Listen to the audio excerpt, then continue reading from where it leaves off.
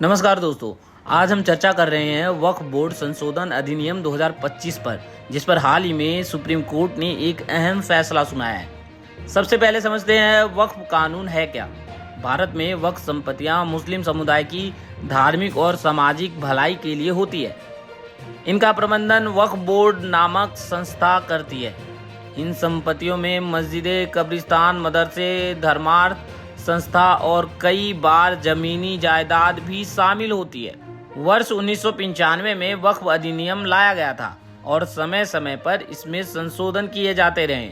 2025 में सरकार ने इसमें बड़े बदलाव किए, जिन्हें लेकर विवाद खड़ा हो गया। अब हम आपको बताते हैं याचिकाकर्ता में और सुप्रीम कोर्ट की सुनवाई में क्या क्या बातें हुई थी। इन संशोधन को चुनौती देते हुए सुप्रीम कोर्ट में 5 याचिकाएं दायर की गई। याचिकाकर्ता का कहना है कि नए संशोधन संविधान के अनुच्छेद 14 यानी समानता के अधिकार और अल्पसंख्यक समुदायों की स्वतंत्रता के खिलाफ है। मुख्य न्यायाधीश BR गवई की अध्यक्षता वाली बेंच ने इन याचिकाओं पर सुनवाई की और फिलहाल कुछ प्रावधानों पर रोक लगा दिया। कोर्ट की आपत्ति किन बिंदुओं पर थी? सुप्रीम कोर्ट ने खास तौर पर 2 बड़े मुद्दों पर सवाल उठाया। वक्फ बोर्ड के सदस्यों की योग्यता और चयन प्रक्रिया। नए कानून में कहा गया था कि बोर्ड में शामिल होने वाली व्यक्तियों की पात्रता समिति होगी और केंद्र सरकार को इसमें हस्तक्षेप का अधिकार होगा। कोर्ट ने इस पर आपत्ति जताई है। गैर मुस्लिम सदस्यों की संख्या। संशोधन में बोर्ड में गैर मुस्लिम सदस्यों को शामिल करने का प्रावधान रखा गया था। इसका विरोध करते हुए कहा गया कि यह मुस्लिम धार्मिक संपत्तियों के प्रबंधन में सीधे हस्तक्षेप जैसा है। याचिकाकर्ता ने दलील दी कि इसमें वक्फ बोर्ड की स्वतंत्रता खतरे में पड़ जाएगी, सरकार को अत्यधिक नियंत्रण मिल जाएगा, बोर्ड की धार्मिक प्रकृति को बदलने की कोशिश की जा रही है। दूसरी ओर सरकार का कहना है कि वक्फ संपत्तियां का बेहतर प्रबंध और पारदर्शिता सुनिश्चित करने के लिए संशोधन जरूरी है।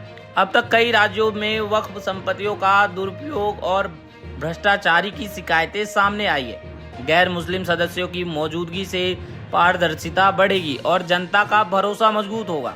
सुप्रीम कोर्ट ने सुनवाई के दौरान साफ कहा कि किसी भी धार्मिक या अल्पसंख्यक संस्था से जुड़े प्रावधानों में बराबरी और निष्पक्ष प्रतिनिधित्व का ध्यान रखना जरूरी है।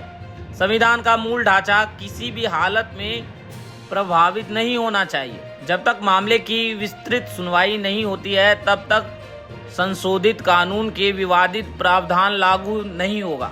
अब अगली सुनवाई में कोर्ट तय करेगा कि क्या ये संशोधन वास्तव में संविधान के खिलाफ है। क्या सरकार का उद्देश्य पारदर्शिता लाना है या फिर अल्पसंख्यक संस्थाओं पर नियंत्रण बढ़ाना। सामाजिक और राजनीतिक असर। दोस्तों, इस फैसले का असर केवल अदालत तक सीमित नहीं रहेगा। मुस्लिम समुदाय के कई संगठन इस संशोधन के खिलाफ आवाज उठा रहे हैं। वही कुछ सामाजिक कार्यकर्ता और राजनीतिक दल इसे सुधार की दिशा में अहम कदम बता रहे हैं। विपक्ष और सरकार के बीच भी इस मुद्दे पर टकराव तेज हो गया है। कुल मिलाकर यह मामला सिर्फ कानूनी नहीं है, बल्कि धार्मिक, सामाजिक और राजनीतिक दृष्टि से बेहद अहम है। सुप्रीम कोर्ट का अंतिम फैसला यह तय करेगा कि भारत में अल्पसंख्यक धार्मिक संस्थाओं के प्रबंधक का स्वरूप कैसा होगा। फिलहाल इतना जरूरी है कि सुप्रीम कोर्ट ने यह स्पष्ट कर दिया है कि संविधान और समानता के सिद्धांत से कोई समझौता नहीं होगा। खबर आपको कैसी लगी नीचे कमेंट सेक्शन में हमें कमेंट कर जरूर बताएं और चैनल पर नए हैं तो चैनल को सब्सक्राइब करना ना भूलें। फिर मिलेंगे। नमस्कार।